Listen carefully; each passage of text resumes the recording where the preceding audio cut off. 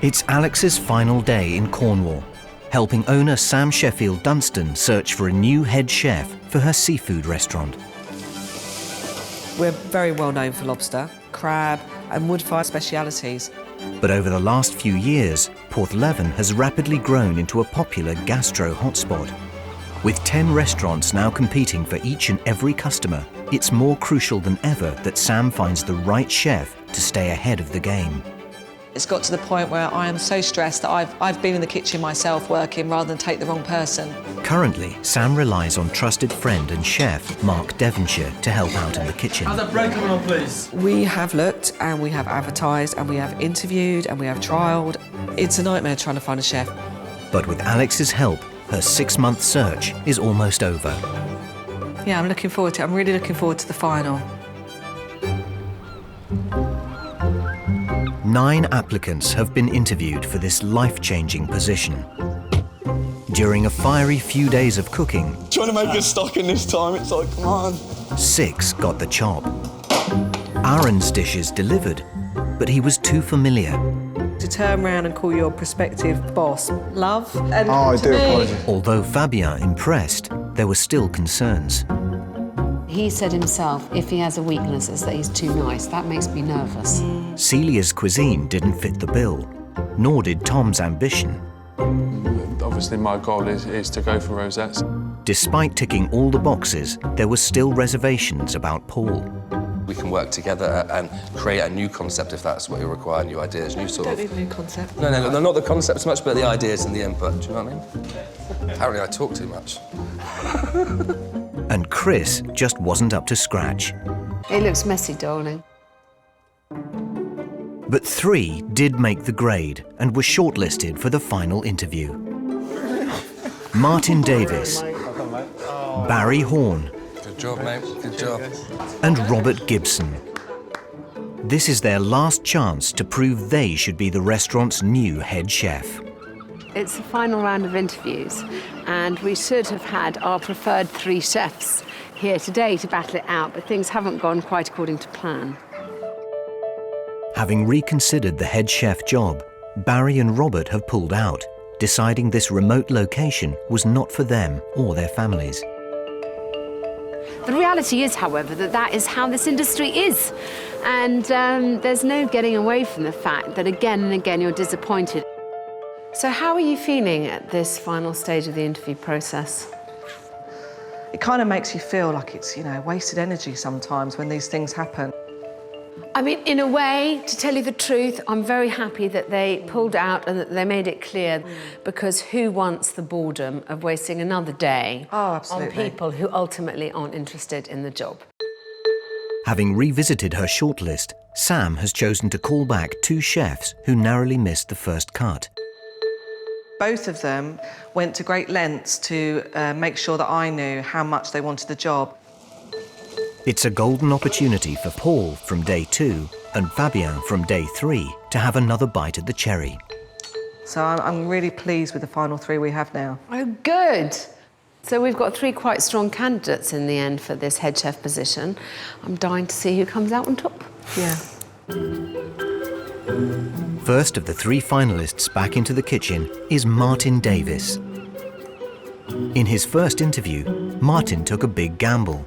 I'd never even done the dish before as well. I was like, I'm that idiot that you see on TV that does the dish that you shouldn't be doing, that you've never done before. For me, it looked a little bit like a car crash on the plate. But in the end, his spider crab delight clawed it back. I really enjoyed that. I mean, the crab really comes through. You've kept all the flavour. Yeah, really amazing dish. Clever dish. Martin, he had bags of energy and enthusiasm. So wanted it. So wanted the job. So wanted it, and convinced you too that with this CV that showed he'd moved around an awful lot, that this was his moment. He wanted to settle down, he wanted to put down some roots, was very happy to move the family down here. He had one thing, big thing to prove, which is that he can cook fish.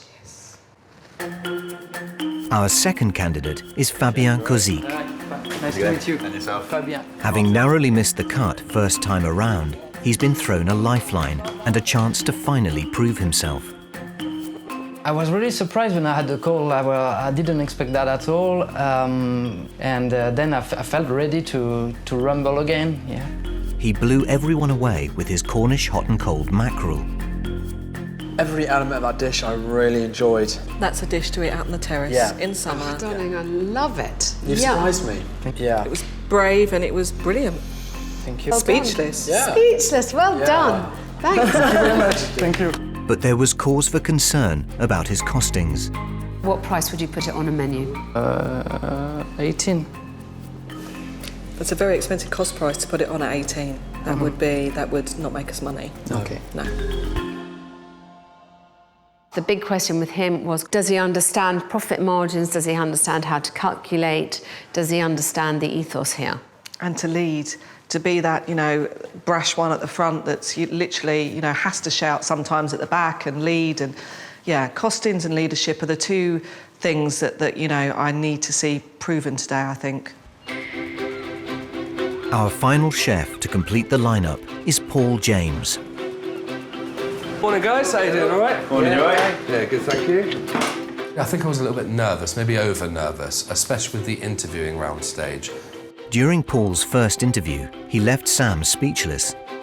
You don't leave things to last. I've seen too many chefs leave things to last minute. You've got time to lean, you've got time to clean. There's saying. There's another thing there. This is just some old menus, some costings and some budget things. Thank you. Thank you very much for your time. Well, I feel exhausted. I feel absolutely exhausted. I'm surprised he hardly breathed through that whole thing. But I went to ask him questions a couple of times and there was no space. There was not even a millimetre.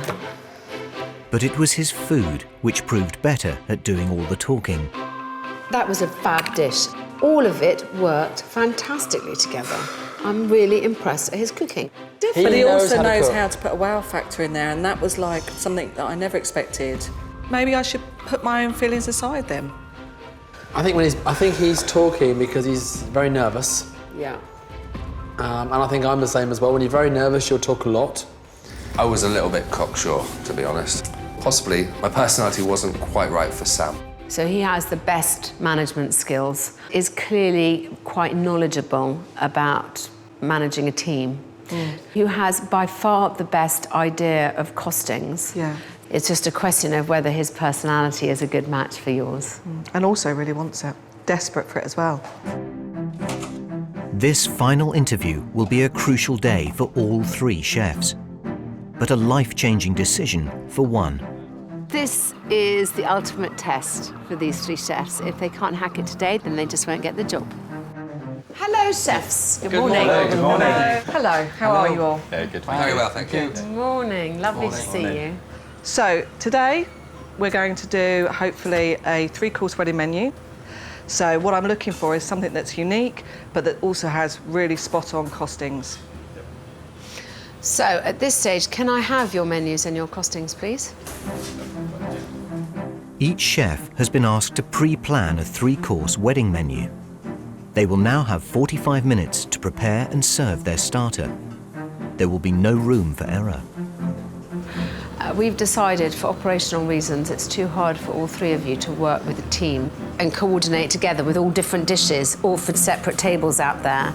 So, cruel as it sounds, I'm afraid, we're going to get you to cook for us your starters, and then at the end of that, we'll eliminate one of you straight away. OK? It's a cruel, hard world. That was a shock. Sorry. Thank you. Happy cooking. Thank you. Cheers, thank you. The wedding dishes will be judged on presentation and style, and the ability to produce a large quantity to a consistent standard at a cost-effective price. One of us are getting kicked out after the starter, so this starter's really got to blow them away. Let's hope it does that. A bit more stress now. Yeah, my dish is quite simple. Maybe too simple, I'll see. Obviously a little bit more nervous now knowing that one of us is going home at the end of this, but if we get through, it gives us a bit more room in the kitchen to focus on, so hopefully we're going through. Wedding party menus are a popular side of Sam's business, so the new head chef must comfortably cater to this market and the daily demands of the busy restaurant. Our weddings that we have here are very unique, very different, you know, from your standard kind of place that you go to for a wedding. So it'll be interesting to see if they've looked at our menus online and priced them within our price range. What would you love to see on a menu, of a wedding menu, and what would you dislike? So, I mean, obviously it would be lovely to see some kind of fish, but it's got to be things that can be costed correctly a year in advance, something that's not going to fluctuate hugely. Yeah. So they've got to think down the road. Because the whole point about large-scale dining as a wedding is that your margins can be set in stone and that therefore you can ensure the kind of final profitability. Yeah, I've just put some squid ink in there to colour it, and it is seafood pasta, so I'm going to do a bit of a Nero, basically. So I've got to make 3 different doughs, put them over there, put them together, slice them, and then put them through the machine really quickly. Living on the Cornish coast allows Martin to combine his passion and enthusiasm for cooking with fine local produce, along with catching it. Winter times I do a lot of shooting and a lot of fishing, and in the summer times I do a lot of spear fishing. Yeah, it'd be quite a big deal if I get a job, and I'll have a very happy wife because I've got stability as well, and I'll have a very happy me because I get to put my input onto other menus and onto a place itself, so yeah. Yeah, keep noting that one. Keep going. I'm really proud of Martin for getting through to the final. I would have been really shocked if he didn't, to be honest, because I know that he puts all of his effort into everything, into the thought of the menu, and I think he'll be an asset to them if they took him on, definitely. I've got my little commie chef here, I'm training her up. Which one, me or Elsie? I think I could rise to the challenge. I could think, yeah, I know I could make that kitchen mine. I know I could. Just got to go in there and do what I do, really. I wouldn't be sitting here if I didn't want this role as the head chef so much, trust me. I wouldn't be going through all this. I'd tell you right now, no way. Wanting to bring his passion to the plate, Martin is preparing a starter of homemade smoked mackerel and salmon ravioli served with a tomato and basil dressing. So why salmon and mackerel? When I saw that, I was like, really? That's quite an unusual combination. Basically. I mean, to be honest with you, the salmon, you get a little bit of the flavour, but mainly it's for the colour as well purpose. Good. You've thought about it long and hard. Yeah, about 5 hours. Yeah, for a starter. Like, I nearly went down that road. Would you say this is you, this starter? Yeah. Yeah, it's just something different and something I enjoy doing. And it's fresh. And the whole point of, you know, seafood and everything it's fresh. Freshly made pasta, freshly made sauce. Lovely. 45 minutes. Yeah, we'll move on. Thanks. I think mackerel and salmon in a raviolo, I quite like the idea of. I don't really get how that's going to work, but it'll be interesting to see. What do you think, Yeah, Mark? I'm not sure either. But I really like the idea of the tomato and basil dressing. So shall we look at his costings? Yeah. How much would you usually charge for a wedding menu? OK, so our set menus range from 35 to 45. So there's 2 or 3 different ranges in there and 2 or 3 different menus that we put forward. And your average markup, what would you expect as gross profit? 75%, because you can plan for it. OK. So, well, on the plus side, Martin's costing is a 75% markup, which at least that hits the mark. He's thinking his 3-course menu cost price will be £7.18 and selling at £36 per person. So that's not a million miles away from what you're looking for. No.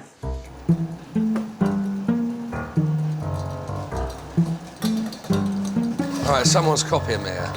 Did I copy you? You're just copying me. Are we doing the same dish here? I started. In France, they don't make mash, they make pommes Puree. Having produced a standout dish in his first interview, Fabien is hoping to equally impress with his starter of Cornish scallops served with a celeriac puree and shallot chutney, finished with a pork belly foam. I choose a quite easy recipe to try to be on time. Yeah. So it's gonna be scallops pan-fried in butter, mash and celeriac puree, a bit of crispy pork belly on top, and some foam again. What is your foam obsession? I like it. I think it's still butter or cream, but it make it lighter. And why do you think Sam should want to see your full menu? Because I think it's good, because Because it's the best? because it's the best. Since moving from France a year ago, the seaside town of Bournemouth has been home to Fabien and his young family. I was already dreaming about being one of the best restaurants in Cornwall, yeah, something true, something honest, and people would come to eat my food. We always cook together. He is good, he's not really good, but he's quite good now. I've been a head chef before in France, and when I came back to England, I started as a sous chef. It's a bit frustrating to be a sous chef. You don't do what you want, and yeah, you do what your head chef wants. Wow. My wife is ready to do anything for me. She knows my job is important for me. But for his 5-year-old son, it would mean moving schools and leaving friends. I spoke to my son for the first time about moving to Cornwall, and it's been hard because he was crying and everything. It'd be hard to bring my kids, and maybe at the end of the school year, that's what I thought.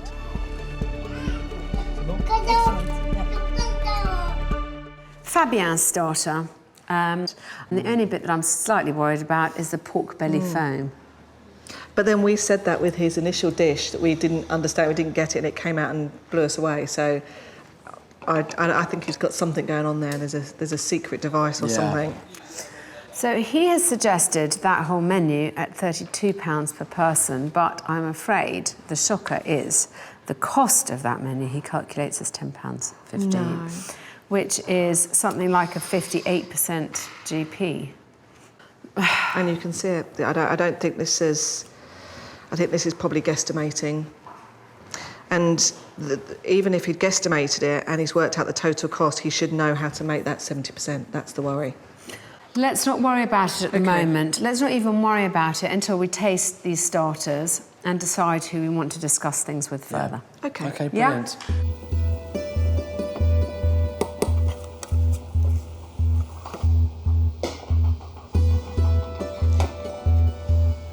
Paul has also chosen Cornish scallops, but his will be served with monkfish, chorizo and a Parmesan cream.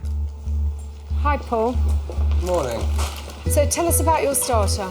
I've gone for a bit of a Spanish, French, Cornish sort of start here. Yeah, no, just simple, and it's a great little start that you can do for big numbers as well. Why have you picked the rest of your menu? Because it was a wedding menu, and this is something that can be adapted onto a wedding. I mean, I could see having these 60 of these done up beforehand. It's costed, you've got 2 scallops per each. You've got entries here, it's well costed, it's well balanced. It can be, there's not a lot of change in it as well. You can get every dish looking identical without being sort of too clinical on everything. Costings don't worry you, do they? I'm fine with costings. Great. 90. Thank you. Thank you. Getting out to the beach for a little bit of fun times, are we? Yay! All right, Charlie. Yeah. Ready for the beach? Yeah. Down the beach, bit of football? Yeah.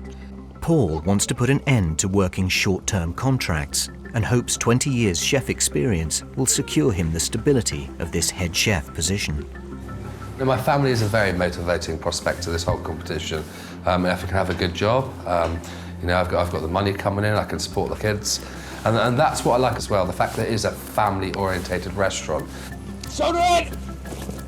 It would mean so much. It means so much. I mean, I just think it would be like a new start to life. What a kick, Jack. What a great kick. I'm proud of my dad because he's such a good chef.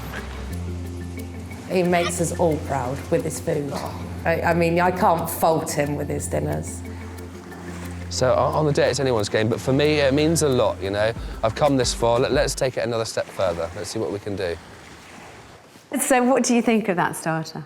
I think that starter sounds lovely, but it is scallops again, which is obviously very variable in price. Yeah. And an expensive ingredient to use for a wedding, so it'd be interesting to see his what he's costed this out at. Should we go to his costings? Yeah. So, he has costed out his wedding menu at £34 per person. And very well costed. very well costed. He's explained every single bit. Everything. And he's even gone down to actually how many portions and split it up, and he obviously has a very good knowledge of that. Yeah. He's the one who's probably the most au fait with costings. He's got quite a good business head on him. Wow, mate, they look amazing. Hope to taste it, mate. They look really good. For this wedding menu starter, presentation will be vital, along with taste and practicality. It's a last chance to put the final detail into the first impression.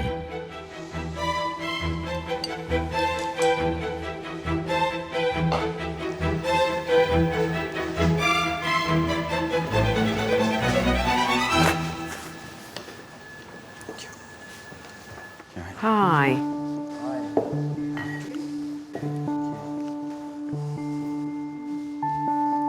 For his starter, Martin has served homemade smoked mackerel and salmon ravioli with a tomato and basil dressing.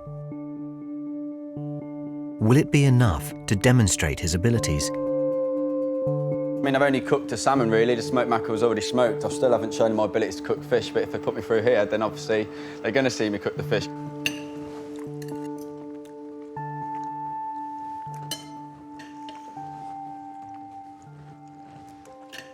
I think that's not what I expected at all. I think it's lovely. Oh, yeah. I think it's saltiness and the homemade ravioli. I really enjoyed it. The only thing I could say for me, I'd like a nice olive oil with it. Yep. A bit more of an extra virgin olive oil on it. But it actually all works very well. I was worried about your tomato and basil dressing, but it actually works perfectly. I would have liked a bit more dressing. Yeah. That's my only comment, but I was so looking forward to eating this dish. Yeah. And actually, you have done yourself proud. Yeah, well done. Thank you. Well done. Good, yeah. For Fabian's starter, he has chosen to serve Cornish scallops with a celeriac puree and a shallot chutney. It's finished with a pork belly foam and served on a slate. It looks beautiful.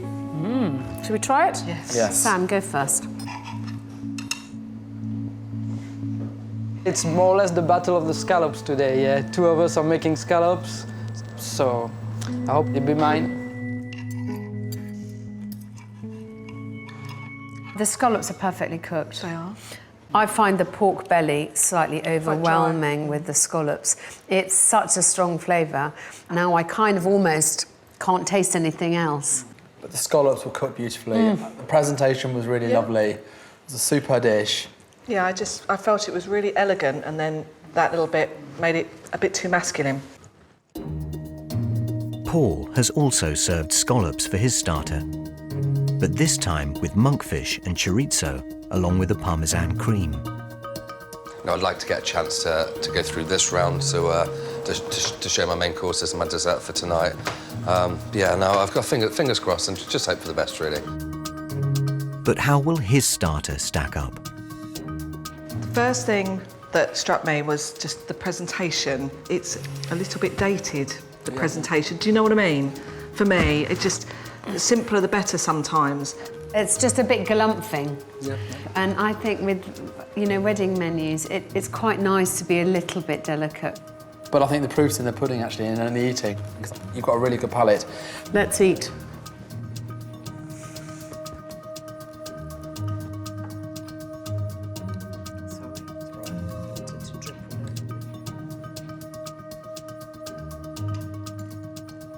The first mouthful's lovely, but then when the chorizo comes along, it just whacks you and it overpowers everything else, which is kind of a shame because I thought the sauce was lovely. We've got two scallop dishes which are completely different, and yet there's been, to my mind, slightly similar mistake, which is, as we keep on saying, scallops are quite delicate. I think you've got to think about it. It's a wedding. People are there. They're going to sit in there chatting, enjoying themselves, and it's kind of a bit robust to dive into with a fork. And there's a big old scallop there to tackle with sauces dripping down people's suits and dresses and things. OK. Before you came out, we did look through all your menus. You got the costings right on the nose, darling, which is no surprise. We know how experienced you are. Well done. And you were furthest away from the mark, Fab. I don't think Martin's was very near as well. Yeah, Martin's was very near. I think now we have to go and have a chat in the kitchen. Shall we? Come on. Do try each other's. That's all right. Stop it. Let's try this pasta. I'll try you. That is really good, man. Sam, Mark and Alex must now decide which chef to let go. So have we agreed that Martin's definitely through? Yes. Yes. Loved Martin's. But the big decision then is Paul or Fabien? Food and love, Fabien, but I don't see it in his eyes. I'm not entirely convinced that he wants this more than anything, but Paul does. And Paul's costings are so brilliant.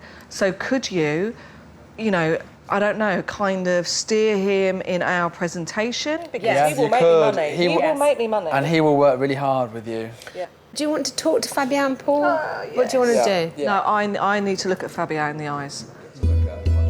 Wine's a little sour in it. But before Fabien, Sam has some questions for Paul. Hopefully I can get through to the next round because my dishes are completely different. They're up another level. The presentation is modern day. So hopefully I can get through to the next round. Hi Sam, Mark. Can I ask you, are you receptive to us teaching you, or do you feel that you want to come in here and kind of do your stuff? I'm very sort of malleable when it comes to the situations. I would love this job as head chef. I mean, the location is great. I mean, you've got a great restaurant going on here, and I think we could work together brilliantly as a team. Thank you. Thank you. Thank you. Thank you, guys. You're welcome. He really wants it. I know he really does, and he would work really well with us, and we could train him so hard.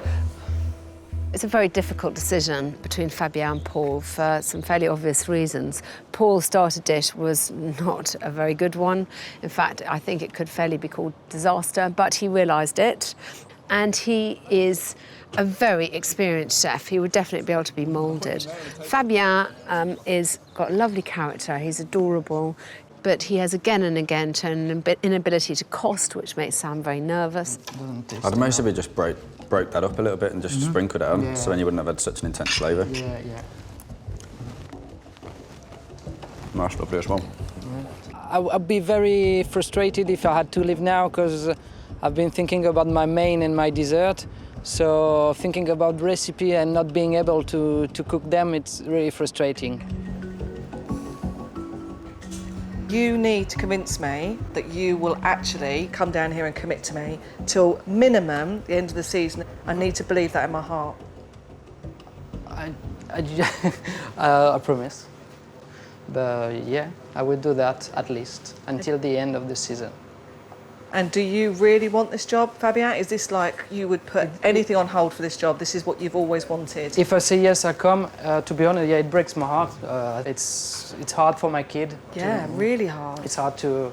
I couldn't leave my daughter for a week. And I think you're very close to him, right? To both of them. If you find someone else, I'll be fine. But if you want me, I can do it too and do it right. But if you find someone else, I'll be fine. I understand what you're saying. Okay. Thank you. Thank you. Thank you. Thank you.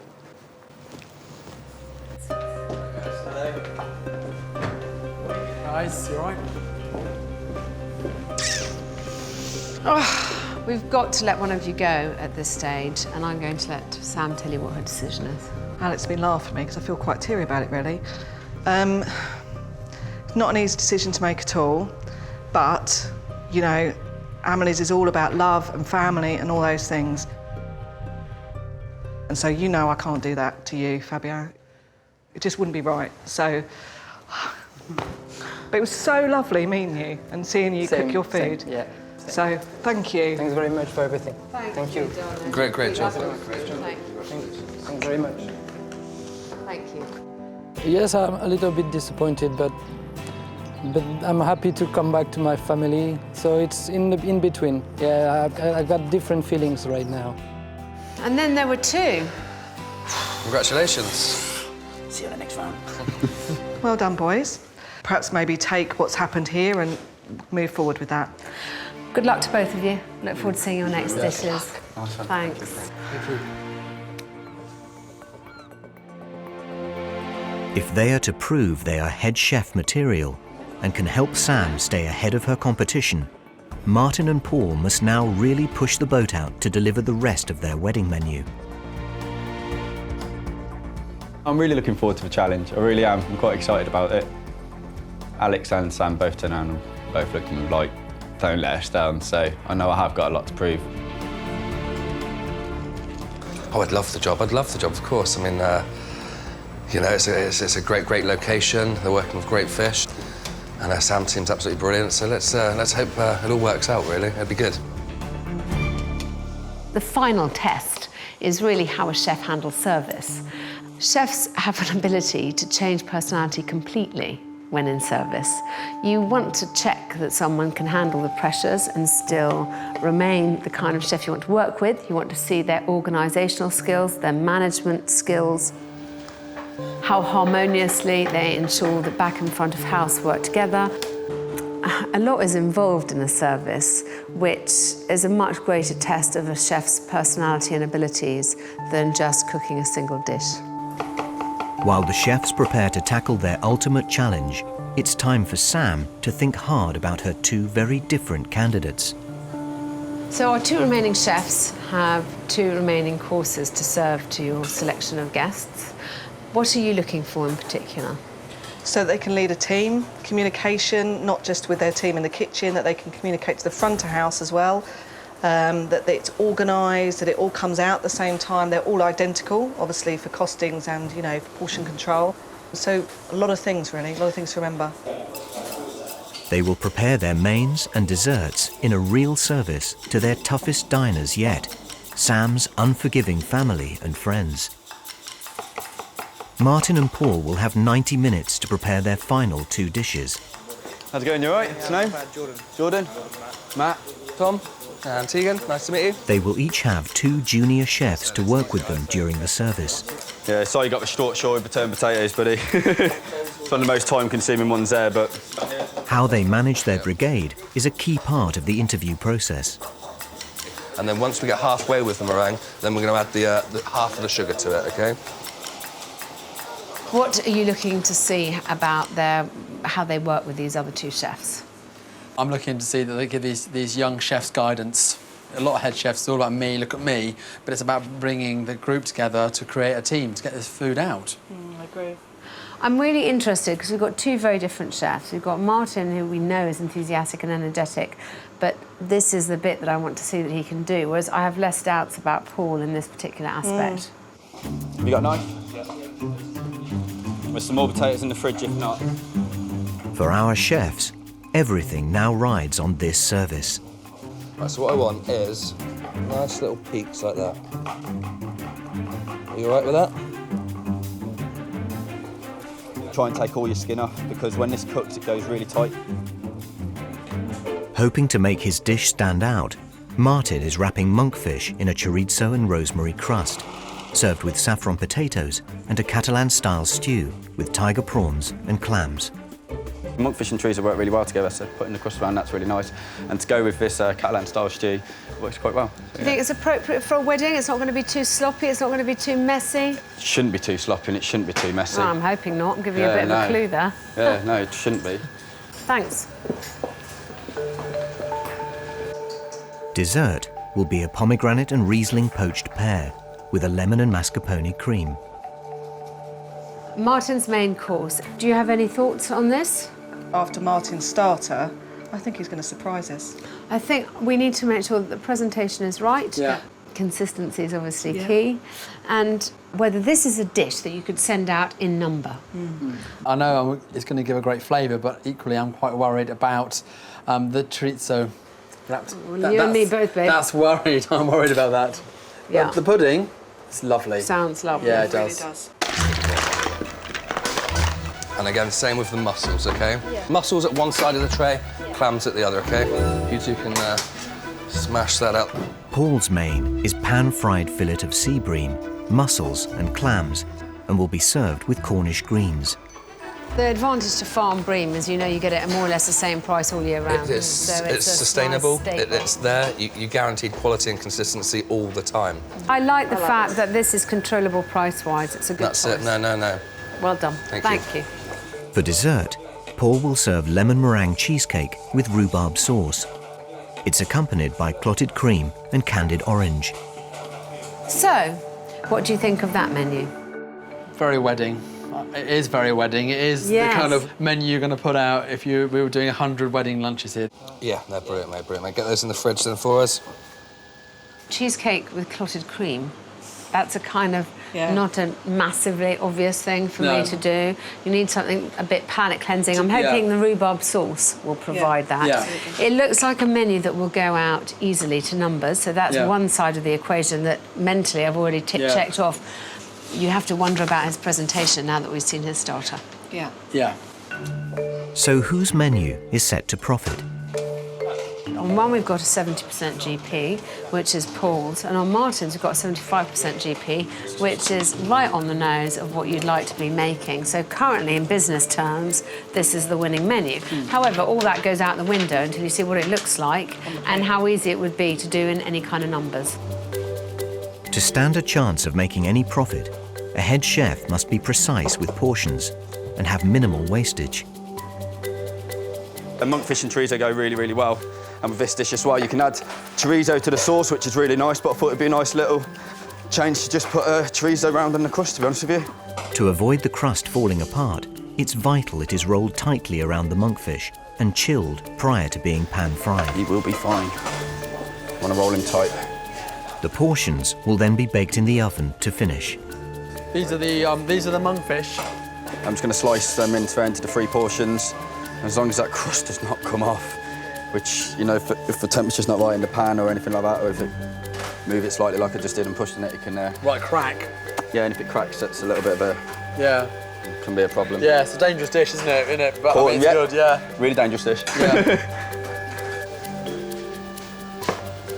One thing I've noticed about you, you're incredibly organised. I like to be. I like to be. I mean, it's the make or break situation. If you're not mise en place, mise en place, mise en place. It's the way of training. Yeah, your mise en place is full on over there. Yeah. Mise en place is the French term for putting in place, referring to a chef preparing the component parts of a dish for easy assembly. This is your... Very light, very loose, but just packed with flavour. Really lovely, well seasoned, really, really good that. Perhaps a slightly over seasoned, but then I've got the veg to carry that through and stuff like that as Yeah, well. I think so. No, I don't want to say it's over seasoned at all. I say it's just there. Yeah, brilliant. Yeah. Brilliant. Is that finished, is it? No. Need some more fish stock. Because I haven't seasoned it a lot, I'm just going to add a tiny bit of that Knorr to that and add it into it. I think that's my only bit of hope. I think you've got watching your seasoning. Salt's going to lift it. Remember, head chef is that seasoning. I think you've got to get it right. Head chef wouldn't be using clear fish bouillon.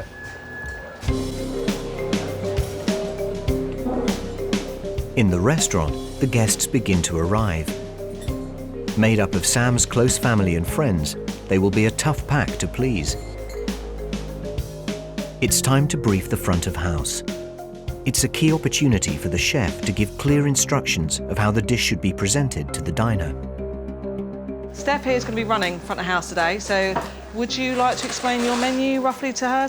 For the mains, it's going to be monkfish wrapped in a chorizo crust, and it's just going to be served in like a Catalan-style stew, so it's like a tomato-y sort of like Spanish sort of sauce, basically. Is it spicy? It's got some paprika, but that's the only spice it's got to it. Paul?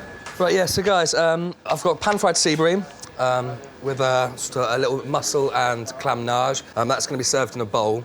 When it's presented to them, it's presented facing this way, OK? This is what they're going to bite into. But as long as the fish is served, put in front of them that way, we're happy, yeah?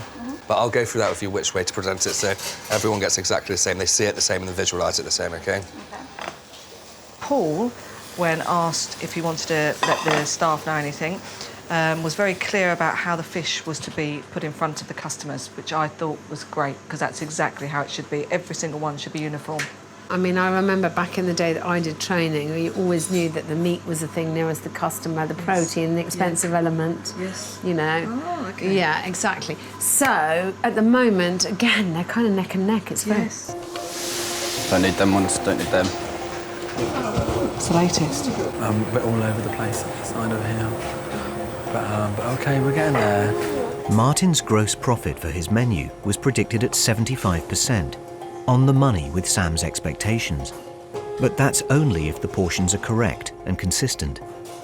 Well, that's a portion, is it? Yeah, that's a portion there. I think it's slightly large, but it's got 100 grams in there. It's huge. Yeah, I know it is. It is huge. Well, I don't know. 100 It is 100 grams, yeah. It's with the crust, it's quite a lot to put on a plate, I think. You get away with those. Let's see how we serve it. Yeah. Martin's failure to weigh the portions could prove a costly mistake.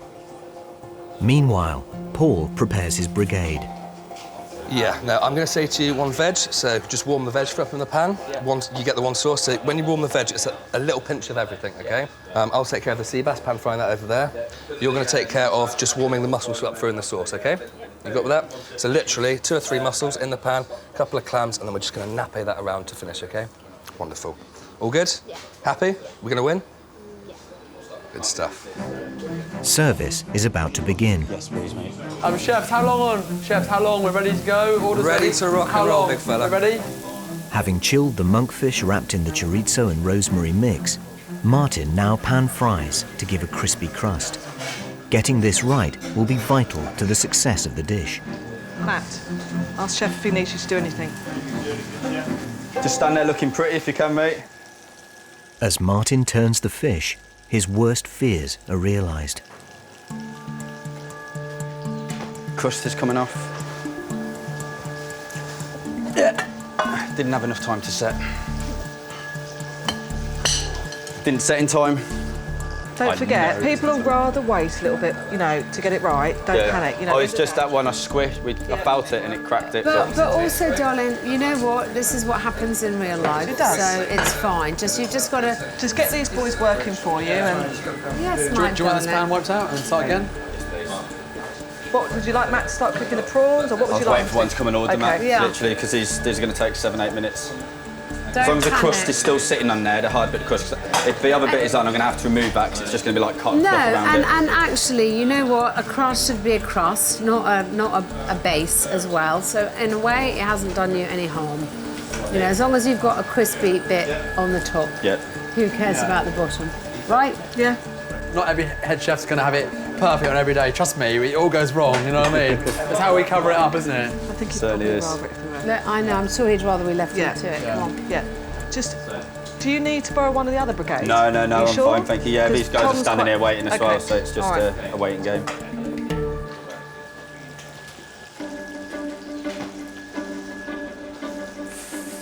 He's panicking.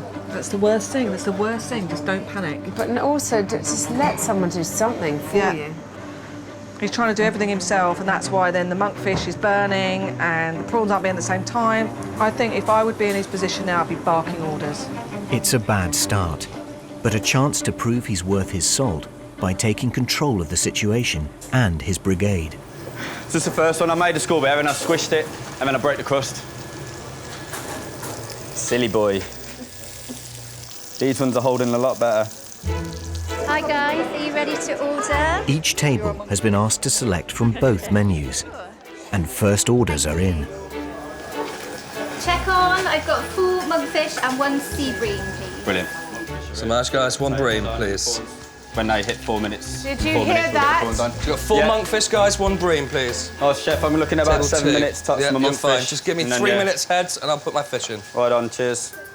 It's crucial the chefs now work together to keep diners happy by serving all dishes at the same time. You got your mussels in there? Brilliant. The first table's my family. Paul, Martin. No pressure. So no pressure. Cool, thank you for letting me know. Mark pointed out to Sam the other day, at the moment she's feeling fairly gung-ho because it's that point in the year where everything's quiet. But he was reminding her how desperate she was at the height of the summer when she had to step back into the kitchen. And what she really needs is someone who isn't necessarily going to be her bosom buddy, but someone who's going to make her money and make sure that food goes out well. Someone with organisational skills. In a busy kitchen, a head chef's management of a brigade is paramount to success. Check on, I've got a monkfish and a sea bream and 2 sea bream. You see it starting to caramelise, a touch of water in there. Check on, please. 1 monkfish, 1 sea bream. Check on, please. 2 sea bream. Martin's failure to fully delegate has led to an order being burnt. These mistakes will quickly eat away at any tight profit margin. Ask him what he wants you to do, please. Jump in there, help him like you would his mum. That's it, mate. Just remember, straight after these, we're going to get the other order. So we're going to go in the 3 Clear month up now, after next him if 2 you need ones. to, Don't Matt. forget Clear that's down his- 4 prawns for the next Clear one. down Can you clear down your station, Martin? Is that a help or? Yeah, just keep going. Right, 1 more minute, guys. I'm gonna have another veg on, please. 2 portions. 1 minute from now. While Paul's experience continues to shine, Alex senses Sam's reservations about a potential clash of personalities. At this point in the year, you're feeling relaxed, a bit more gung-ho. You've forgotten what it's like in the height of the summer with those crowds coming through the door, with the numbers, with that kind of just treading water to stay afloat. You know, darling, you need someone who can walk in here and bang it out for you. And Martin can bang it out as well. He can. It's just going to take a little more training. I don't know if I could work with Paul. No, and I'm saying he doesn't need to be your bosom buddy. No. I don't want him to be my bosom buddy. Well, He has to listen. He just has to listen. I would not discount Paul. No, I really wouldn't, darling. The chefs have been asked to create a 3-course wedding menu. Food should not only look impressive, but be able to be served consistently in large numbers. Alex, Sam and Mark will be judging these dishes on presentation, quality and taste. Lovely, thank you. For Martin's main course, he has served monkfish wrapped in a chorizo and rosemary crust, accompanied by saffron potatoes and a Catalan-style stew with tiger prawns and clams. What do you think of the presentation? Doesn't look bad. Doesn't look bad at all. Apart from this big bit of crust. Let's try it.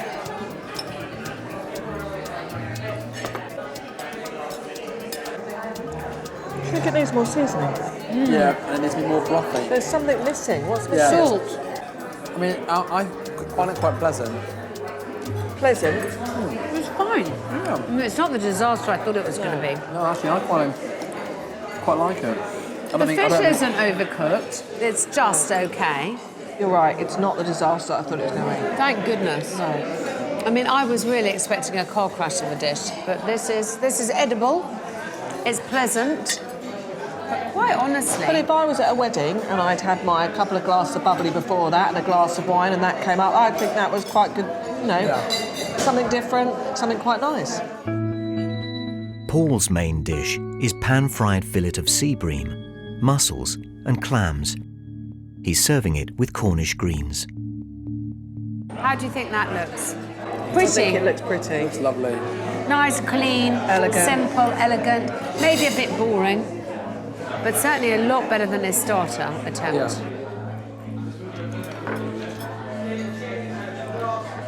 The fish is yummy, but I personally think that the rest is slightly over-seasoned. But No, I agree. It is way too salty. Yeah. I agree. It's just seasoned for me. Any more, it'll be over. But it is for the general guest. That'll be over salty. I think the average person that comes to a wedding, if they were presented with those 2 dishes, I think they'd be more wowed by that. to be devil's advocate, this is a safer dish. If you had 100 guests, 85 would like that. With such an important decision to make, Sam will value the opinions of her close family and trusted friends. I had the monkfish, and yeah, I like monkfish because, I don't know, I just like the texture, and I like the chorizo on top, nice and crispy, yeah. The monkfish, in my view, was overcooked and under-seasoned. The potatoes were fine, they were a good colour. Then when I got to the sauce, all the tomatoes had all their skins on them. I had the sea bream and it was lovely, not too much. The kale was lovely with it, lots of sauce, and the mussels were cooked beautifully. Very tasty. The sauce was far too salty though, and it looked very, very plain. I thought the fish was cooked really well, the skin was really crispy, it was nice to eat. 5 stars. I really was utterly delighted with it. With Sam torn between the two, the desserts will be the last chance for our chefs to impress. But Martin is feeling the heat, along with his pomegranate and Riesling sauce. Mate, what happened there, dude? What happened? Were you not watching it when you were keeping an eye on it, though? I was keeping an eye on it. Yeah, you've caught it, mate. If you can grab some red wine and some sugar and quickly make another reduction for that, because you can't use that, mate, please. My reduction was nearly burnt, and we've rectified it with red wine. I can't really put the syrup on the plate where I wanted to, which is a vibrant, deep red colour. Now it's not. Now I've got this dull, reddy brown colour. But, you know, we've tasted it, goes in mashed potato, the flavour's there. It's just unfortunate presentation. Will one of these desserts be enough to help Sam decide who will be her new head chef? It's teamwork, you see. And you know, the great thing about what we did earlier, just having the veg portions ready and everything like that, you know, we know exactly where we are, we know what count we've got left, what's going on. It's a lot more easier rather than during service picking through bits and trying to grab it. It's just boom, boom, boom, done. Congratulations, Martin. No matter what happens, mate. Great Cheers, day, mate. great If you day. need a sous chef, dude, just let me know, mate. They say the proof is in the pudding. So what are the first impressions? Martin's first. What do we think about the presentation? I think it looks a little bit large. I think it, you know, I don't know, when we walked outside I didn't know whether it should maybe be cut in half or I don't know. I have to say I like the pear whole. I would have presented it differently. I personally prefer it in a little bowl, which gives a chance for the sauce to be more part of the dish. It's kind of coagulated around the edges. I just hope it tastes good, because goodness knows we had a brilliant starter. That's so main. We need something to seal the deal. Martin's dessert is pomegranate and Riesling poached pear with a lemon and mascarpone cream. Sorry, I'm going to have to hold this because it's all right.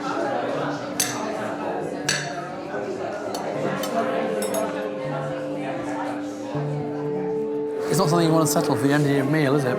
We obviously got some of the sauce that you had to whip up, because all you can taste is red wine. It'd be really awkward to eat at a wedding. Well, the reason it's awkward to eat is because it's undercooked. You should be able to eat it with a spoon. It's really underwhelming. Like the idea, don't like the execution. But let's remember, Martin gave us the standout starter dish. So he's had two really good ideas that weren't done quite right. And I did, you know, and at the end, even through the horrendous service, I still quite liked his main. I did like what he did with it. Okay. What do we think of this dish, Paul's dessert? Looks like a wedding dish. I love the pink, I love the white, I love the candied orange. Yeah. You know, if we just... Oh. Yum, num. Paul has prepared a lemon meringue cheesecake, served with a rhubarb sauce, clotted cream and candied orange. That is a perfect meringue.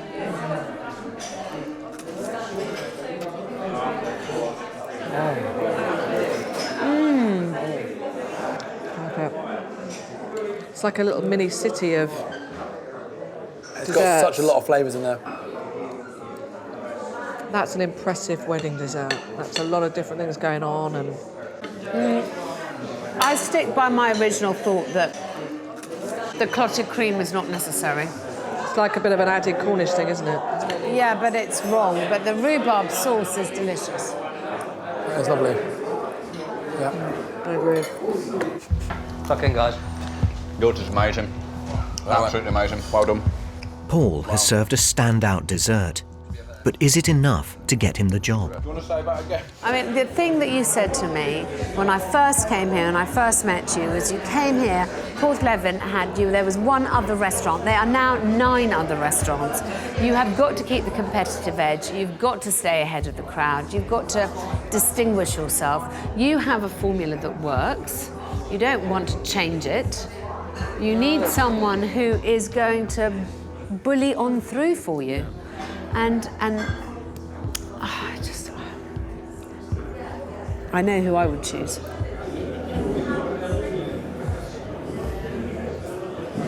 We're going to talk 5 minutes? Yeah. Come on, let's go. See you in a minute. Cool.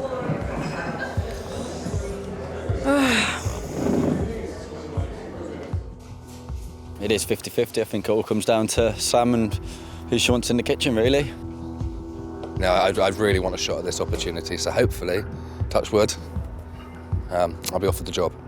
I think Sam is at this point in her career and in her life where she is ready to make the decision of a businesswoman. rather than do the fluffy, heart-led choice. I hope so, but of course I can't insist and I can't persuade. I have no intention of doing that. All I can do is tell her what I think. For some final reassurance, Sam has called on her brother. Do you think I should go with someone who is like got a lot of potential, a little bit out there, that you'd have to curb and you'd probably really have to train in big numbers? Or do you think I should play it safe and try and get someone that's got the experience in numbers? I don't know what you're going to say because I've just answered it myself. I think you know the answer. Hi. Hi. Chefs, thank you for being patient. I'm sorry it's taken us so long to come to a decision. I'm glad it's not mine to make. So over to Sam. So, the person I've decided to give the job to and take us to the next level. Deep breath.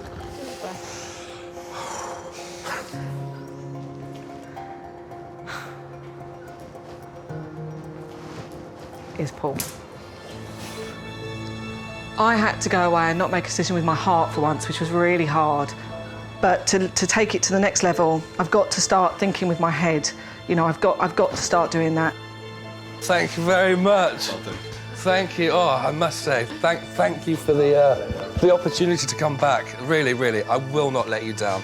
The future is looking great, I think. Yeah, just head down, crack on. Let's get this place prepped up for the summertime and let's have a great season. Thank you for giving me the chance, mate. It's been a great day again. Don't stop cooking, because you're absolutely fantastic. Let yourself down a little bit, but, you know, onwards and upwards. I know I can delegate, to be honest with you, and I can control the team well. It's just I failed to do it in this crucial moment. Head chef. Cha-ching. Thank you very much. There are a lot of restaurants here. She needs to drive things forward, and I think ultimately Paul probably is the one who can help her do that. To the future.